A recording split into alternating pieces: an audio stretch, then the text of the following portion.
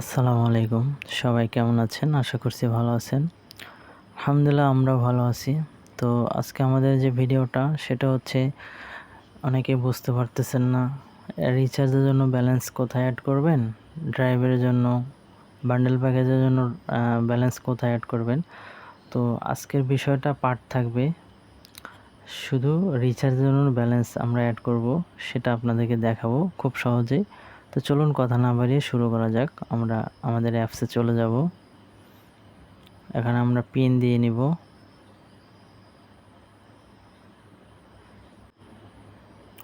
তো চলে আসলাম, পিন দিয়ে আমরা অ্যাপসে প্রবেশ করলাম। করার পরে তো এখানে আমাদের কাজটা হলো, তো সবাই একটু লক্ষ্য করে খেয়াল করুন।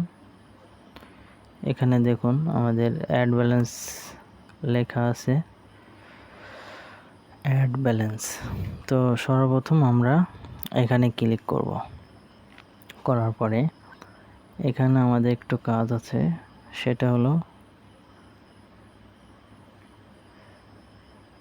ধরুন এইখানে লেখা হলো by tracks ID. By tracks ID এটাতে থাকবে, এটা থাকবে আমাদের, এটাই থাকবে। এখানে যেটা আছে কালো ফোঁটাটা এখানে থাকবে। আর হচ্ছে এখানে একটা অপশন দেখতে পাচ্ছেন, মেন ড্রাইভ। কালো ফোঁটা এটা মেনেই থাকবে, এটা ড্রাইভে নেওয়া যাবে না। তো আমরা নেক্সটে গেলাম। এটা আমরা রিচার্জের জন্য আজকে ভিডিও বানাচ্ছি যে আমরা কিভাবে রিচার্জ করব। তো আমরা এখান থেকে নাম্বারটা যদি ক্লিক করে ধরি আমাদের নাম্বারটা কপি হয়ে যাবে। তো আমরা চলে যাব বিকাশে। তো বিকাশে চলে যাওয়ার পরে আমরা নাম্বারটা কপি করে এখন ভিডিওটা দেখানোর জন্য আমরা পিন দিয়ে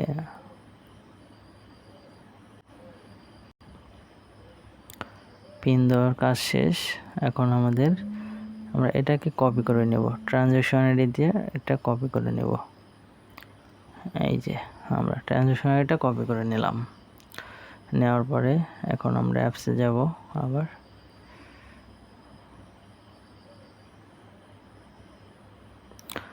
অ্যাপসে চলে আসলাম। আসার পরে এখানে ট্রানজ্যাকশন দিলাম, অ্যামাউন্ট 20 টাকা। এখানে পেনটা আমরা স্কিপ করছি।